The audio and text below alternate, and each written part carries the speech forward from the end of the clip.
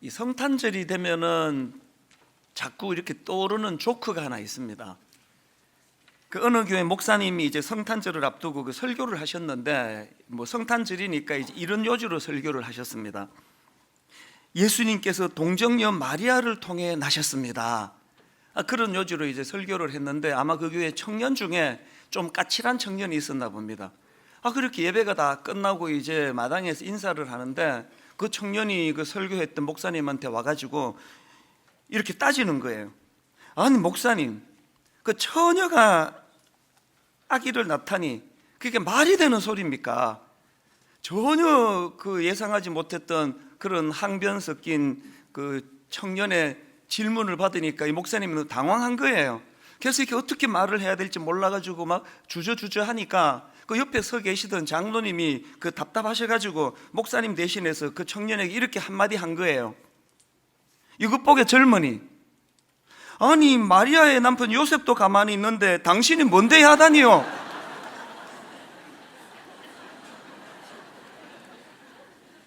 그 성탄절만 되면 제가 이 이야기가 이렇게 자꾸 떠올려지는데요. 사실 여러분, 그 예수 그리스도의 동정녀 탄생, 이게 잘 믿어지지 않는 거는 그 조크에 나오는 까칠한 청년만의 문제가 아니지 않습니까? 그 애를 길러 보니까요, 초등학교 다닐 때까지만 해도 그 부모가 시키는 대로 큐티도 잘하고 또 성경도 한 장씩도 잘 읽고 뭐 참 그 기도도 잘하고 잘하는데요. 그러다가 이제 사춘기가 되면은 이제 좀 이제 머리가 자꾸 이제 생각이 복잡해지는 것 같아요. 그래서 잘 안 믿어진다는 거예요. 그 최근에도 이제 고등학생이 된 우리 아들이 이제 저녁을 먹다가 이제 그날 뭐 작심을 한 것 같아요. 그래서 이제 막 계속 이것저것 이렇게 물어보는데 막 최선을 다해서 그 설명을 해주는데도 그 시원치가 않은가 봅니다. 이놈이 하는 말이, 아빠가 목사님인데 나 하나도 설득을 못 하세요? 막 그러면서 이렇게 요모조모 이렇게 질문을 하는데, 제가 이런 그 아들의 모습을 보면서 그 불쑥 떠올랐던 게 뭐냐 하면요, 그 유홍준 교수가 쓴 나의 문화유산 답사기라고 그 오래전에 베스트셀러가 된 책이 있지 않습니까? 그 책에 나오는 그 문구 하나가 떠오르는 겁니다. 저자는 그 미술사를 전공한 교수님이니까요, 그 목사인 저한테 예수님에 대한 질문이 많듯이 이제 이런 질문이 많다는 겁니다. 어떻게 하면은 미술에 대한 안목을 갖출 수 있습니까? 그러면 이 교수님은 항상 이렇게 대답을 한답니다. 인간은 아는 만큼 느낄 수 있고 느낀 만큼 보입니다. 그렇게 이야기를 해준대요. 그러면서 이제 그 책에 보니까 부연하기를 이런 내용이 있더라고요. 그러면 그것을 아는 비결은 따로 없을까? 이에 대하여 나는 조선시대 한 문인의 글 속에서 훌륭한 모범 답안을 구해둔 것이 있다. 자, 한번 들어보세요. 사랑하면 알게 되고 알게 되면 보이나니 그때 보이는 것은 전과 같지 않으리라. 야, 이게 참 멋진 말 아닙니까? 보니까 이 말은 정조 때 문장가 유한준이라는 분이 썼던 그 문장인데요, 이분의 문장을 그대로 옮기면 이렇습니다. 알면 곧 참으로 사랑하게 되고 사랑하면 참으로 보이게 되고 볼 줄 알면 모으게 되니 그것은 한갓 모이는 것이 아니다. 여기서 말하는 암이라는 것은 그 사랑의 깊이를 의미하고요, 또 이 사랑의 깊이가 더해지면 보게 되고 그 모으게 된다는, 이게 오늘 우리 그 신앙 공동체에도 그대로 적용되는 거 아니겠습니까? 언젠가 그 수요 예배 때 우리 교회 그 부교역자가 설교를 하는데 보니까 이분이 그 모태신앙인이 아니에요. 안 믿는 집안에서 자랐는데 중학교 때 친구가 전도를 해가지고 이제 교회를 나가게 된 겁니다. 그 부모님 입장에서 아무도 교회를 안 다니는데 이 아들이 갑자기 그 교회를 열심히 나가니까 뭐 당황스러운 건 이해가 되는 거 아닙니까? 그래서 그 가족들로부터, 특히 아버지로부터 그 핍박을 많이 받았다는 거예요. 반대가 얼마나 심하신지, 막 예수 믿는다는 것 때문에 이 막 가방을 막 내다 버리시기도 하고, 또 심지어는 막 호적을 파버리겠다고 그렇게 극심하게 반대를 했습니다. 생각해 보니까 그 옛날 어른들이 그 협박할 때 주로 썼던 게 호적에서 파버린다는 그런 말을 종종 했던 기억이 나요. 그게 사실은 뭐 지금쯤 되니까 뭐 괜히 저렇게 말씀하시지 뭐 절대 호적에서 안 파신다 그런 생각을 갖고 있지만 어린 중학생으로서는 이게 얼마나 심각한 말씀이겠냐고. 그래서 상처를 많이 받은 거예요. 한 번은 그렇게 평소에 온순하던 형이 상처되는 말을 하는데요. 그 당시에 이제 그 집안에 무슨 어려운 일이 있었나 봅니다. 그랬더니 그거를 빌미로 그 형이 하는 말이 집안에 종교가 둘이면은 망한다는데 너 때문에 지금 집안 망하게 생겼다고. 이게 어린 그 중학생 아이에게 얼마나 상처가 됐던지 밤새도록 혼자 서럽게 울었던 기억이 있다는 거예요. 지금은 이제 그 부모님도 전도를 받아서 크리스찬이 되시고 심지어는 그 반대하던 형은 안수 집사가 될 정도로 이제 믿음이 좋은 가정이 됐는데요. 그러나 여러분 그 중학교 시절에는 그런 그 집안에 그 예수 믿는 것 때문에 외톨이가 되고 그런 핍박을 받는 게 얼마나 견디기 힘든 일이었겠습니까? 근데 제가 그 설교를 듣다가 너무 감동이 되는 게 뭐냐 하니까 자기가 그 어린 중학생으로는 감당하기에 너무 벅찬 그런 고난을 겪었지만 그러나 자기는 그럼에도 불구하고 예수님을 버릴 수 없었는데 이유가 딱 하나예요. 간단해요. 이렇게 이야기하는 겁니다. 왜 자기는 예수를 버릴 수 없었나? 예수님을 만난 기쁨이 너무 컸기 때문이라는 겁니다. 이 간단한 대답이지만 그날 제게 너무 감동이 되더라고요.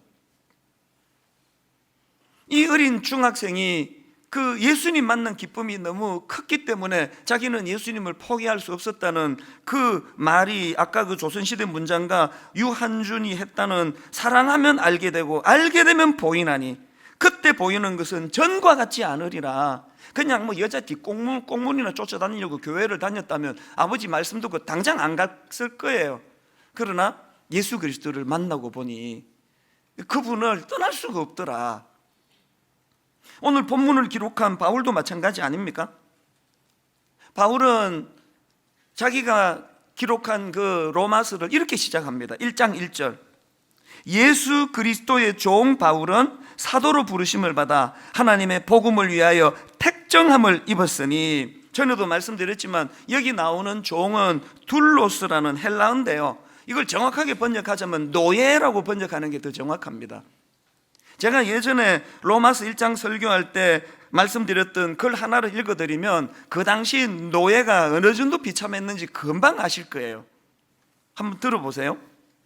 노예와 당나귀는 주인을 위해 노동한다는 점에서 공통점이 있지만 노예는 말을 할 줄 알고 당나귀는 말을 하지 못하는 차이가 있을 뿐이다.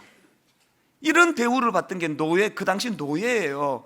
그런데 그 당시에 바울 하면은 뭐 가말리엘의 문화생으로 석학 중에 석학으로 인정받던 인물인데 자기가 자기를 소개하면서 나는 그런 그 노예가 얼마나 비참한데 나는 예수 그리스도의 노예다, 이렇게 자기를 소개하는 거는 그 자기 비하가 너무 심한 거 아닙니까? 심지어는 사도행전 20장 24절에 보니까 내가 달려갈 길과 주 예수께 받은 사명 곧 하나님의 은혜의 복음을 증언하는 일을 마치려 하면은 나의 생명조차 조금도 귀한 것으로 여기지 아니하노라.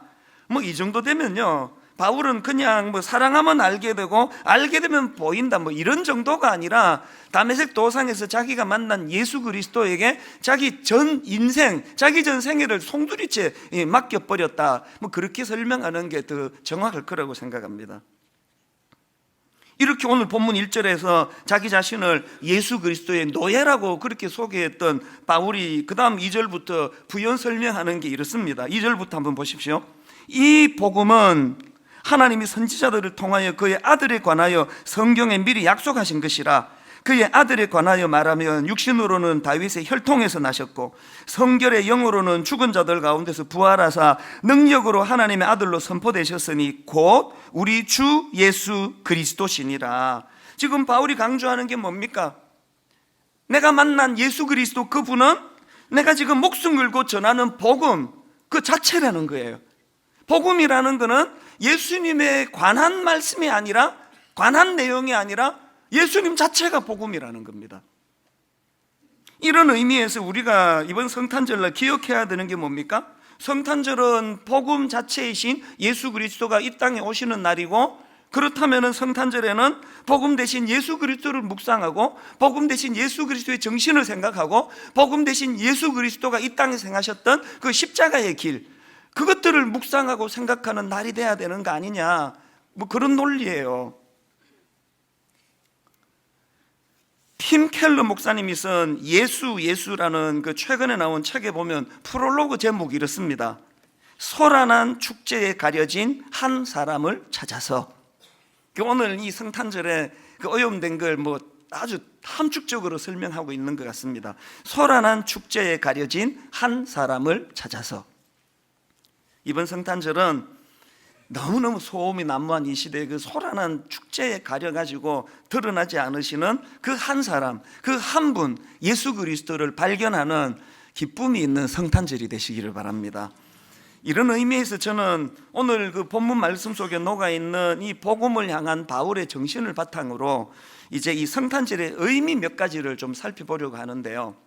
여러분, 이 성탄절의 의미, 저는 한 세 가지로 정리를 해봤는데, 첫째로 성탄절의 의미가 뭐냐?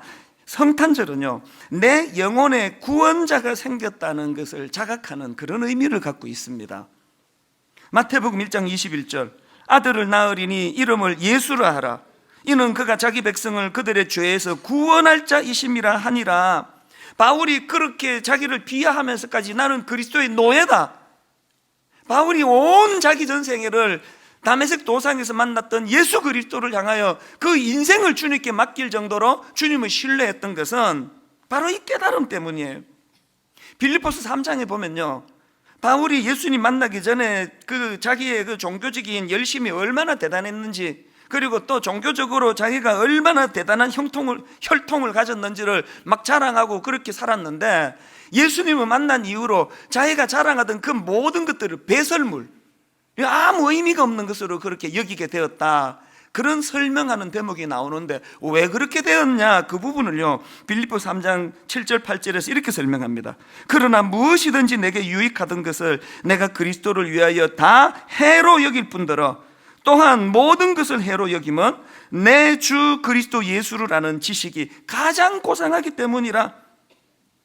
바울이 알게 된 예수님에 관한 지식 중에 가장 중요한 게 그게 앞에서 말씀드린 마태복음 1장 21절 아닙니까? 아들을 낳으리니 이름을 예수라 하라. 이는 그가 자기 백성을 그들의 죄에서 구원할 자이심이라. 이것이 내 삶 속에 그대로 나타났기 때문에 나는 더 이상 죄에 굴레 있지 않다. 아무도 나를 정죄하지 못한다. 나도 나를 정죄하지 않는다. 이 자유가 주는 기쁨이 너무 크니까 그 주님을 신뢰할 수밖에 없더라는 거예요. 여러분 잘 알고 계시는 로마서 1장 2절, 1장 1절과 2절, 그의 선포를 들어보십시오. 그러므로 이제 그리스도 예수 안에 있는 자에게는 결코 정죄함이 없나니. 왜 정죄함이 없습니까? 이는 그리스도 예수 안에 있는 생명의 성령의 법이 죄와 사망의 법에서 너를 해방하였습니다. 이 자유함이 주는 그 마음의 기쁨, 이것이 바울로 하여금 이런 자유함을 주신 예수 그리스도이시기에 그분께 내 인생 전부를 송두리째 맡겨도 나는 주저하지 않을 만큼 확신을 가지고 있다, 그렇게 된 거 아니겠습니까? 우리도 예수 믿잖아요. 기왕 예수 믿는데 우리도 이런 확신을 가지고 이런 죄로부터 구원의 은총을 베풀으신 주님에 대한 그 감격, 그렇게 살 수 있으면 얼마나 좋겠습니까? 자, 그런가 하면은 두 번째로요, 이 성탄절이 가진 의미 두 번째로는, 여러분 이 성탄절은 내 삶에 진정한 주인이 생겼다는 의미입니다. 오늘 본문 4절에 보니까 성결의 영으로는 죽은 자들 가운데서 부활하사 능력으로 하나님의 아들로 선포되셨으니 곧 우리 주 예수 그리스도시니라. 여기 나오는 주, 우리 주 할 때 주는 헬라어로 퀴리오스라는 단어인데요, 이 퀴리오스라는 단어를 지금 바울이 사용하는 게 왜 이게 그 심각한 의미를 가져다 주는가 하니까, 그 당시 이 퀴리오스라는 주라는 이 단어는 로마 황제에게 사용되던 단어라는 거 아닙니까? R.C. 스프로울이라는 분이 예수는 누구인가라는 책을 썼는데 그 책에 이런 대목이 있습니다. 그리스도인들은 로마 제국의 적으로 여겨졌고 황제 숭배를 거부했기 때문에 반역 죄인 취급을 받았다. 로마 제국에 대한 충성심을 시험하는 방법은 간단했다. 사람들 앞에서 카이제르 퀴리오스, 황제가 주시다라고 공개적으로 말하게 했다. 그러나 그리스도인들은 목숨을 내놓으면서까지 이렇게 고백하기를 거부했다. 그리스도인들은 이렇게 고백하라는 명령에 도리어 이에수스 호 퀴리오스, 예수는 주시다라고 고백했다. 그리스도인들은 기꺼이 세금을 납부했고 황제에게 합당한 경의도 표했으며 황제의 것을 황제에게 바쳤다. 그러나 주라는 칭호를 오직 예수님에게만 돌렸고 이를 위해 목숨까지도 기꺼이 내놓았다. 지금 여러분 이 사회 분위기가 어떤지 아시겠죠? 이런 사회 분위기인데 지금 바울이 공개적으로 예수 그리스도가 나의 퀴리오스, 나의 주가 되신다라고 그렇게 공개적으로 선언하는 건 이거 엄청난 일 아닙니까? 여러분, 우리가 살아가다가 보면은요, 인생에 의미 있는 만남이 많습니다. 저에게도 참 많습니다. 너무너무 소중한 스승, 너무너무 소중한 동역자, 이 만남의 축복이 많지만 그 어떤 사람도 저분은 나의 퀴리오스, 나의 주가 되신다 이렇게 말할 수는 없습니다. 왜? 그 누구도 내 영혼을 책임질 수 있는 사람은 아무도 없기 때문이에요. 우리가 이 땅을 살아가면서 그런 소중한 만남을 우리가 추구하고 구해야 되지만 바울이 공개적으로 고백했던 것처럼 내가 만난 수많은 만남 중에 다메섹 도상에서 만났던 예수 그리스도, 그분만이 나의 주가 되신다, 나의 퀴리오스가 되신다. 사실 여러분, 이게 조금 전에도 말씀드렸지만 이렇게 고백할 수 있기까지는요, 바울이 오래전에 만났던 한 사건, 그게 계속 이런 능력을 주는 게 아니라 끊임없이 주 대신 주님이 자기에게 어떻게 영향을 미치는가. 그렇기 때문에 우리가 예수님을 내 인생의 구세주로 또 주인으로 우리가 모신다 하면은 이 구절은 잊으시면 안 됩니다. 마태복음 1장 23절, 보라, 처녀가 잉태하여 아들을 낳을 것이요 그의 이름은 임마누엘이라 하리라 하셨으니 이를 번역한즉 하나님이 우리와 함께 계시다 함이라. 여러분, 앞에서 말씀드렸던 그 수요 예배 때 설교했던 그 목사님, 그 중학교 수련회 가가지고 그런 얘기를 하더라고요. 처음에는 막 교회에 그냥 재밌고 그래서 놀러 갔다가 중등부 수련회 가가지고 예수님을 인격적으로 만났다는 거예요. 여러분, 그 수련회 가서 한번 주님을 만난 그 벅찬 감격, 이거 하나가 결국은 그 핍박 속에서 이분이 신학교 가고 목사가 되도록 하지 에너지를 준다고 저는 생각하지 않습니다. 그 수련회에서 예수 그리스도를 만나고 그분이 내 구세주가 되시고 그분이 내 삶의 주인이 되셨다고 선포한 이후로 임마누엘, 삶 속에서 끊임없이 영향력을 미치시던 그 예수 그리스도. 그래서 제가요, 그 목사님 그 설교를 내가 듣고 너무 그 감동이 돼가지고 메일을 보냈습니다. 그 설교 시간에 그 엄청난 핍박 속에서도 예수님 만난 기쁨이 너무 커서 나는 예수님을 버릴 수 없었다고 그렇게 설교했는데 그것과 관련해가지고 좀 더 좀 자세하게 설명해 달라고 그렇게 메일을 보냈더니 이렇게 답이 왔더라고요. 꽤 오랜 시간 관로하고 20대 후반까지 부모님의 핍박과 꾸지람이 있어 서럽고 마음이 힘들 때, 그리고 예수 믿는 가정에 태어난 친구들이 평안하게 신앙생활하는 것이 부러워서 날마다 서럽게 울며 기도하면 어김없이 찾아와 주셔서 안아주시고 만나주시고 위로해 주셨던 주님의 손길을 날마다 느낄 수 있었습니다. 그래서 믿음을 포기할 수 없었고 그 큰 사랑을 힘입어 지금까지 주님의 인도하심을 따라 목회자로 살고 있습니다. 여러분, 다메섹 도상에서 바울이 단회적으로 주님을 한번 만난 그 사건, 이게 이 인생을 이렇게 뒤집어 놓는 능력이라고 생각하지 않습니다. 물론 그 단회적인 그 사건을 통해서 유턴, 인생의 가던 방향을 바꾸는 놀라운 사건은 일어났지만 그 이후에 바울의 삶 가운데 끊임없이 함께 하셨던 임마누엘, 우리와 함께 하시는 예수 그리스도. 여러분이 어린 중학생이 얼마나 서럽습니까? 집안에서 외톨이가 되고 목사 아들, 장로 아들 저렇게 그냥 멋대로 교회를 다니는데 가방 집어 던지고 호적에서 판다 그러고 그런 외로움이 밀려올 때마다 어김없이 찾아와 기도할 때면, 울며 기도할 때면 안아주시고 만나주시고 위로해 주셨던 그 찾아주시는 주님의 손길, 이게 주님을 포기할 수 없게 만들었다고. 저는 이번 성탄절날 여러분 삶 속에서 사랑하면 알게 된다고 하는, 알면 보게 된다고 하는 주님을 사랑하는 그 마음이 저와 여러분의 삶 속에 실제적인 임마누엘을 경험하는 그런 놀라운 능력이 되기를 주님 이름으로 축복합니다. 그런가 하면 세 번째로 성탄절의 의미가 하나 더 있는데, 여러분 이 성탄절은요, 주님께서 주신 사명을 인식하는 날이라는 것입니다. 오늘 이 본문의 흐름을 한번 가만히 보십시오. 1절을 한번 보십시오.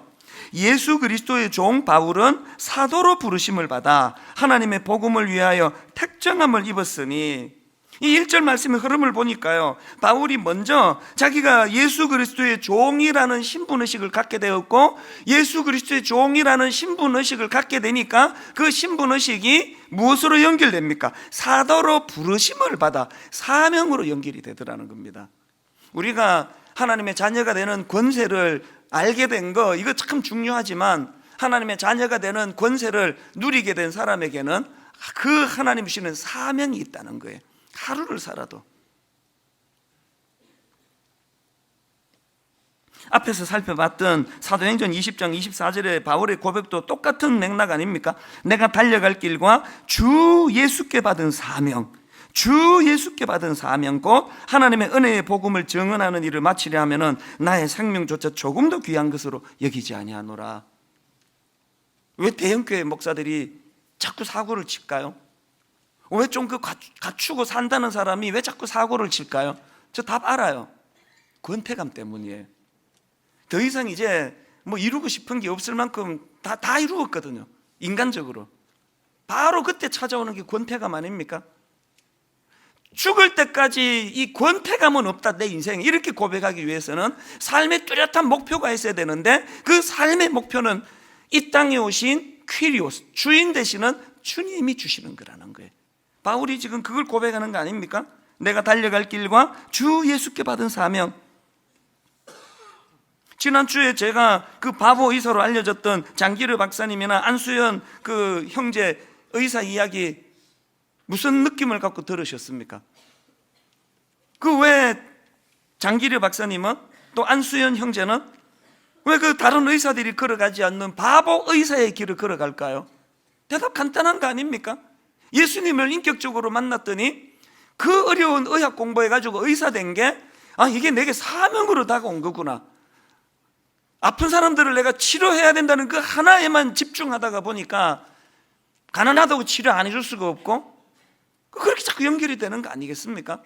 우리 교회에도요, 바보 의사, 바보 간호사, 바보 의료 종사자 꽤 많습니다. 여러분 이거 아십니까? 매 여름이 되면은 이분들이요, 그 가난한 이웃 나라 6박 7일 이렇게 의료 선교 여행을 떠납니다. 제가 어제 그동안에 갔던 그 의료 선교지인 쭉 그 나라를 열거해 줬는데 다 하나같이 가난하고 못 사는 어려운 나라, 또 복음을 잘 모르는 나라를 갔더라고요. 이 의사, 저는 목회하는 설교자이기 때문에요, 제가 쉬는 거는 설교 준비를 안 하면 쉬어져요. 주일날 이렇게 막 오후까지 설교하고 나면 그 생각도 안 하고 싶어요. 이분들은 그 환자 돌보는 게 일주일 내내 하시는 일이잖아요.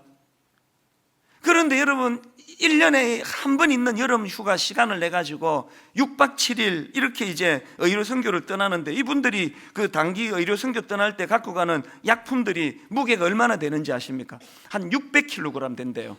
여러분 몸무게의 한 10배 되는 약들을 갖고 가는 거예요. 그리고는 한 1000명에서 1500명 정도의 환자를 돌본답니다. 이번 여름에도요, 6박 7일로 필리핀 세부 지역의 그 빈민가로 이제 약속이 다 돼가지고 갔는데, 현지에 딱 도착해 보니까 현지 지역 대표가 약속을 파기해 버린 거예요. 그게 얼마나 난감합니까? 의료 선교하러 갔는데 할 데가 없는 거예요. 이분들이 고심하다가 내린 결정이 뭔지 아십니까?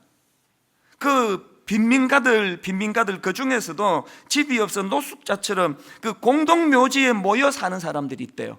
그분들을 위해 가지고요, 무덤 옆에서 3박 4일 동안 무료로 치료를 해주는 일을 했다는 겁니다. 어떨 때는요, 단기 선교 가서 그 열악한 시설에 수술도 해줘, 수술도. 왜 그래야만 한다고요? 그게 날 의사 만들고 간호사 만든 하나님의 사명이라는 걸 깨닫게 되니까요. 돈 버는 게 사명이면 그런 일 하지 않겠죠. 딱 열흘 전에 이 자리에서 그 수요 예배 때입니다. 제자훈련 그 수료식이 열려졌는데요, 참 은혜롭게 잘 진행이 되고, 맨 마지막으로 이제 제자훈련을 담당했던 교역자들이 나와서 이 자리에서 특송을 했습니다. 제가 그 수요 예배 이후로 지난 열흘 때까지 제 머리를 떠나지 않는 한 그림이, 또 한 가사가 있는데요, 이 교역자들이 그때 불렀던 특송 찬양이 내 삶의 이유라, 이런 찬양인데요, 특히 이제 1절이 끝나고 2절로 들어가는 간주하는데 그 백문일답이라고요. 이제 한 교역자가 마이크를 들고 질문을 던지면 교역자들이 주먹을 불끈 쥐고 예수 그리스도, 예수 그리스도, 이걸 계속 선포하는 거예요. 이런 거예요. 내가 살고 죽는 이유가 되시는 분은 누구십니까? 그랬더니 교역자들이 주먹을 불끈 쥐고 예수 그리스도. 나를 제자의 삶으로 부르신 분은 누구십니까? 그랬더니 교역자들이 주먹을 불끈 쥐고 예수 그리스도. 내가 평생 닮아가야 할 분은 누구십니까? 그랬더니 주먹을 불끈 쥐고 예수 그리스도. 제가 화면으로 보니까 이제 그 다음부터는 앉아있던 우리 훈련생들도 같이 주먹을 쥐기 시작하는 거예요. 푸른 초장이나 광야를 걸어갈 때 우리와 함께 하시는 분은 누구십니까? 예수 그리스도. 이 시대의 대안은 누구십니까? 예수 그리스도. 모든 영혼 속에 새겨야 할 이름은 누구십니까? 예수 그리스도. 사실 여러분, 이 백문일답이라는 거는요, CCC라는 그 대학생 선교단체에서 이제 여름이나 겨울에 수련회를 가면 막 수많은 우리 대학생들 앞에서 이제 왜 백문일답인지 아십니까? 100가지 각각 다른 질문을 던져도 대답은 하나라는 거예요. 그래서 백문일답이에요. 100가지 다른 양상의 질문이 던져져도 유일한 우리가 드릴 수 있는 대답은 예수 그리스도, 예수 그리스도, 예수 그리스도. 저는 여기 대기실에서 이제 그 모습을 영상으로 보고 있었는데, 한마디 한마디가 질문이 던져질 때마다 주먹을 불끈 쥐고 예수 그리스도, 예수 그리스도 하는데 뭐라고 표현하기가 설명이 잘 안 돼요. 이 심장이 쿵, 쿵, 쿵, 쿵. 예수 그리스도, 예수 그리스도, 예수 그리스도. 그날 이후로요, 이 찬양이 떠나지를 않는 거예요.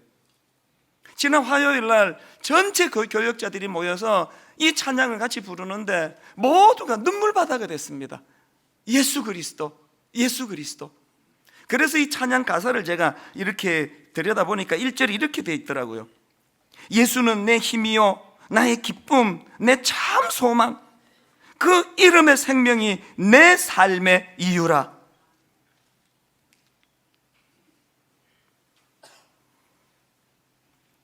마음이 자꾸 공허하시고 뭔가는 열심히 사느라고 사는데 이 연말이 되면은 한 마음을 떨칠 수 없고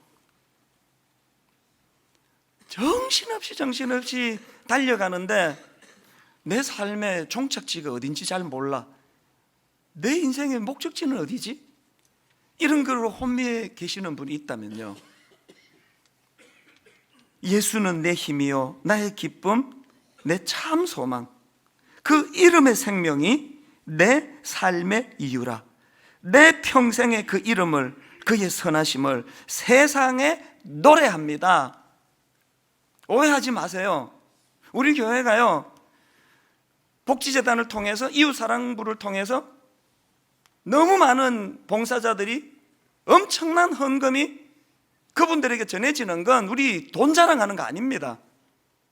여러분, 왜 성탄절이 되면은 그 피 같은 돈, 그 눈물의 결정체, 땀의 결정체를 뚝 떼가지고 오늘 여러분 너무너무 어려운 그 이웃들을 향하여 그 차상위 계층이라고 정부에게조차도 배려를 받지 못하는 그런 분들에게 왜 수억 원의 돈을 그들에게 전해야만 되느냐?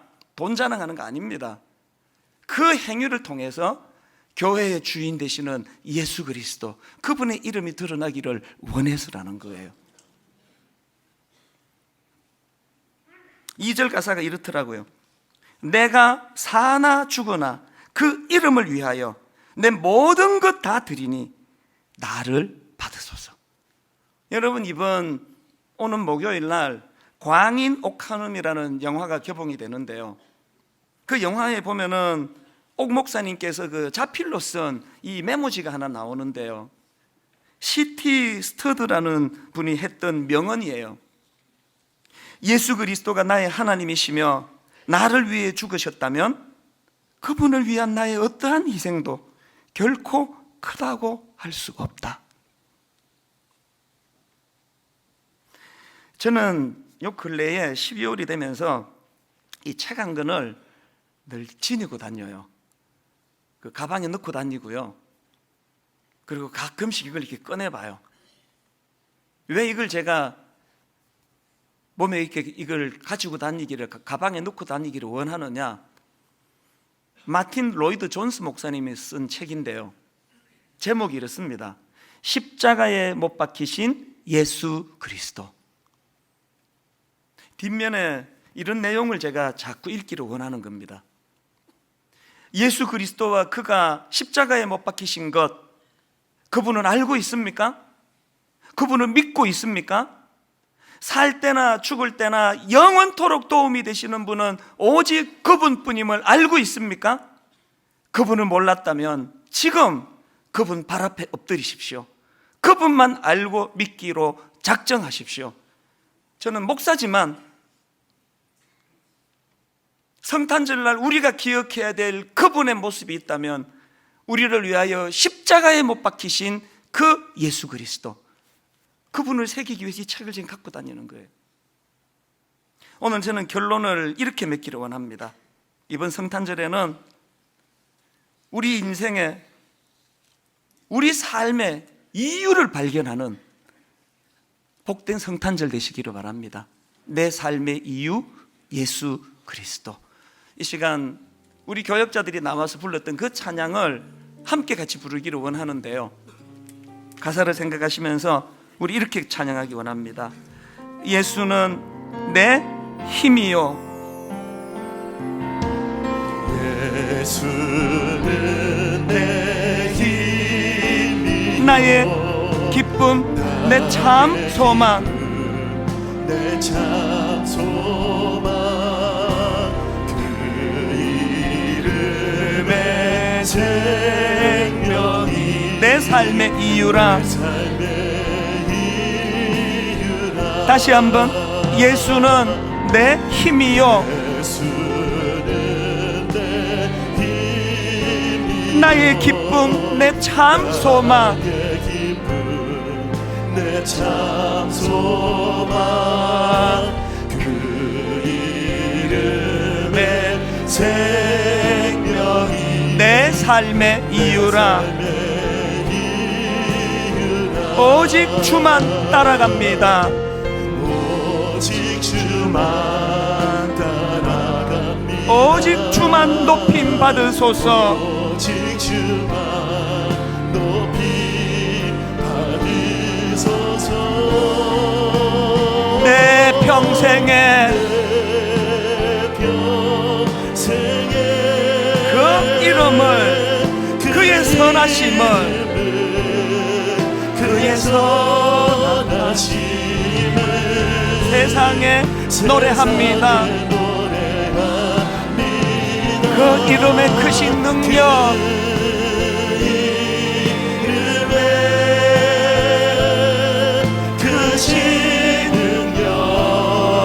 영원한 생명, 내 삶의 이유라. 내 삶의 이유라. 내가 사나 죽으나 내가 사나 죽으나 그 이름을 위하여 그 이름을 위하여 내 모든 것 다 드리니 내 모든 것 다 드리니 나를 받으소서.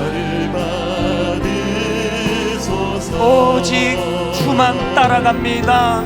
오직 주만 따라갑니다. 오직 주만 높임 받으소서. 오직 주만 높임 받으소서. 내 평생에 그 이름을, 그의 선하심을 세상에 노래합니다.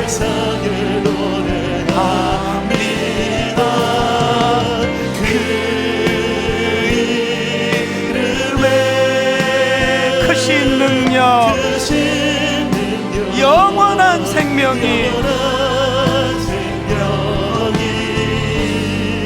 내 삶의 이유라. 다시 말씀드립니다. 그 마음의 기쁨이 사라지신 분, 뭔지는 모르겠는데 그 마음에 허전한 마음이 메워지지 않는 분, 막 1년 내내 정신없이 달려왔는데 나는 내 삶의 목적지가 어딘지를 잘 모릅니다. 내 내비게이션이 가리키는 마지막 목적지가 없다면 그 운전은 혼미할 수밖에 없는 거 아닙니까? 이제 한 해 한 주일 남았습니다.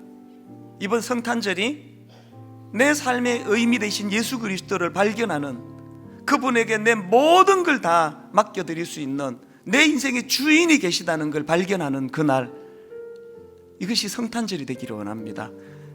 우리 이제 이 찬양을요, 우리 교역자들이 했던 그대로 1절이 끝나면 2절 들어가기 전에 제가 백문일답을 할 거예요.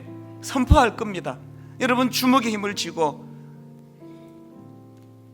예수 그리스도, 예수 그리스도.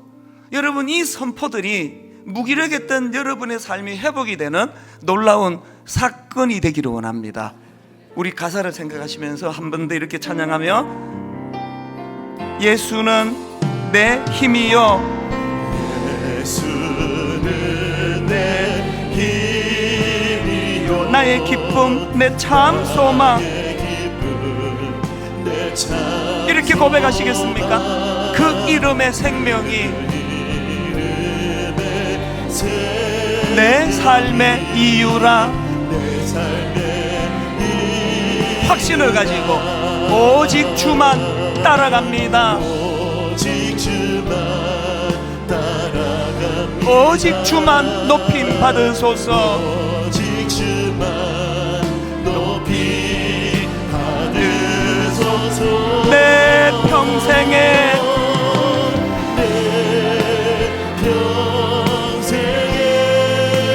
그 이름을, 그의 선하심을 세상에 노래합니다. 그 이름의 크신 능력,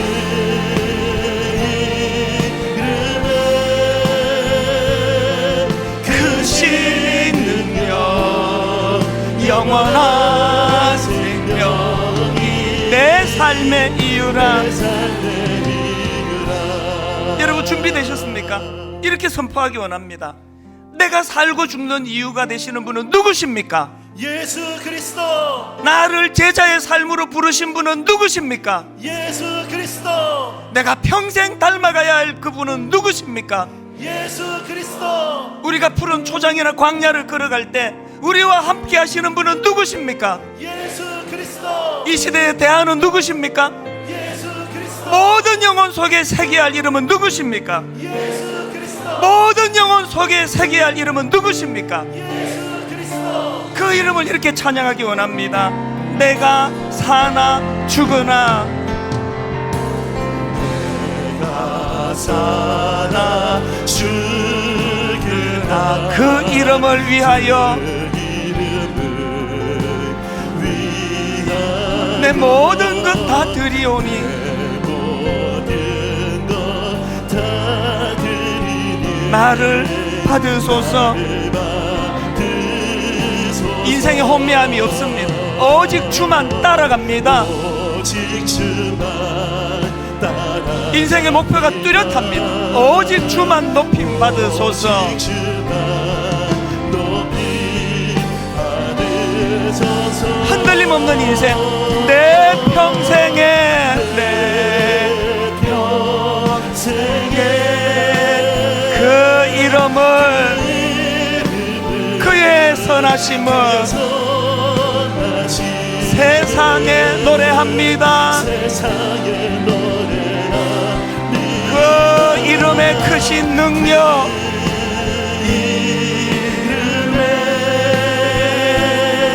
크신 능력, 영원한 생명, 내 삶의 이유라. 우리 다 자리에서 일어나셔서 내 평생에 그 이름을, 그의 선하심을 세상에 노래합니다. 그 이름의 크신 능력, 크신 능력, 영원한 생명이 내 삶의 이유라. 여러분, 우리 마지막으로 내 영혼이, 내 전심이, 내 평생에, 내 평생에 그 이름을, 그의 선하심을 세상에 노래합니다. 그 이름의 크신 능력,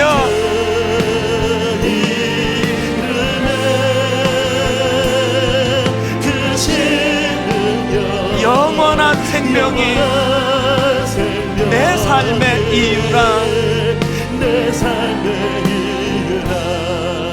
우리 같이 기도하실 때, 아버지, 더 이상 혼미한 인생 되고 싶지 않습니다. 아버지, 더 이상 뭔가를 향해 열심히 달려가는데 그 끝에 공허함, 허무함이 있는 인생의 길 피하고 싶습니다. 내 삶의 이유, 예수 그리스도, 그분을 발견하기를 원합니다. 우리 통성으로 이 땅에 오신 주님을 기뻐하며 한 목소리를 같이 기도하시겠습니다. 살아계신 하나님 아버지, 하나님, 주님이 우리의 삶의 이유가 되십니다.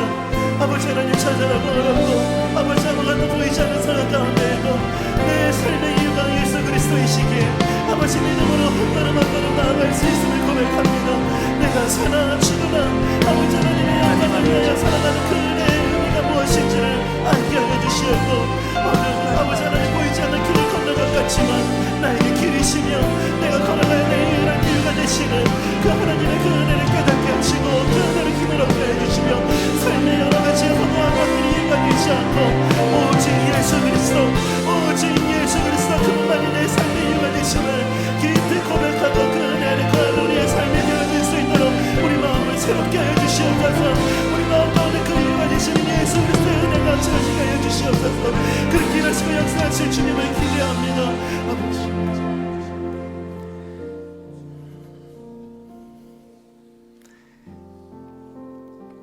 한 해의 끝자락에 와 있는 이 시점에서 돌아보면 정말 열심히 산 것 같은데, 정신없이 달려온 것 같은데 왜 도대체 손에 잡히는 것이 없는지, 또 내년은 또 어떤 힘을 내서 또 달려가야 할지, 우리 인생의 목적지가 뚜렷하지 않기 때문에 이렇게 갔다가 또 반대편으로 갔다가 참 방황하고 배회하는 시간들을 많이 보냈는데, 오늘 내 삶의 이유, 오늘 내 삶의 뚜렷한 목표, 내가 사나 죽으나 그 이름을 위하여 내 평생에 그 이름을, 그의 선하심을 기뻐하고 노래하며 혼란이 없는, 상함이 없는, 아픔이 찾아오더라도 금방금방 회복이 되는 주인 되시는 그분 손잡고 동행하는 인생길 되기 원합니다.